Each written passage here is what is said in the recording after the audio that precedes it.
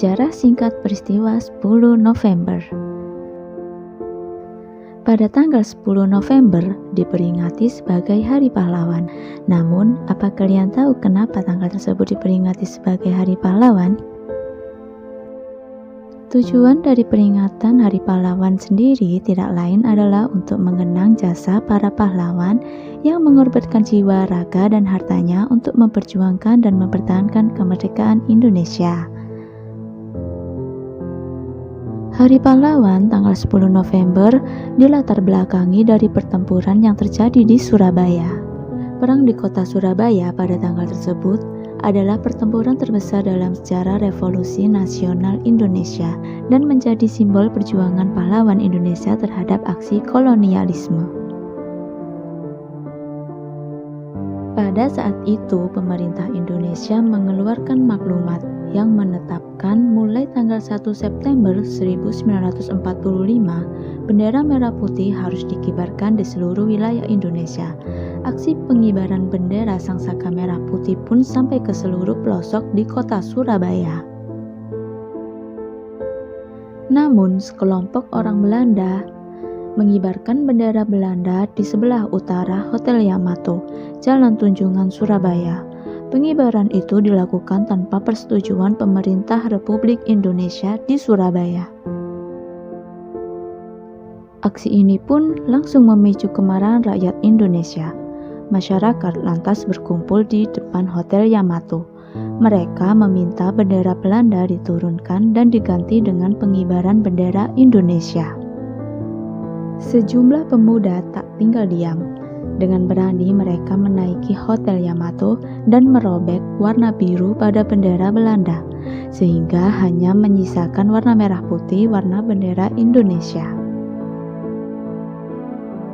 Peristiwa di Hotel Yamato tersebut membuat hubungan Inggris dan Indonesia semakin memanas.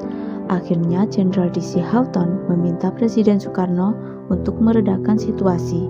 Pada tanggal 29 Oktober 1945, perwakilan Indonesia pun menandatangani perjanjian gencatan senjata. Setelah gencatan senjata antara pihak Indonesia dan pihak tentara Inggris ditandatangani, keadaan berangsur-angsur mereda. Hanya bentrokan-bentrokan kecil saja. Namun, bentrokan-bentrokan senjata di Surabaya memuncak dengan terbunuhnya Jenderal Malabi, pimpinan tentara Inggris. Tak hanya itu, mobil yang ditumpangi Malabi juga meledak karena granat, sehingga jenazahnya sulit dikenali. Kematian Malabi tersebut memicu kemarahan besar tentara Inggris. Pengganti Malabi pun mengeluarkan ultimatum agar rakyat Indonesia yang bersenjata melapor, meletakkan senjata, dan menyerahkan diri. Dengan batas ultimatum, yakni 10 November 1945. Ultimatum yang dikeluarkan membuat rakyat Surabaya murka. Pada 10 November 1945, pertempuran besar terjadi di Surabaya.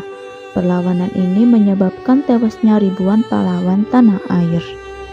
Siapa yang tidak marah jika tanah air mereka diusik oleh pihak luar?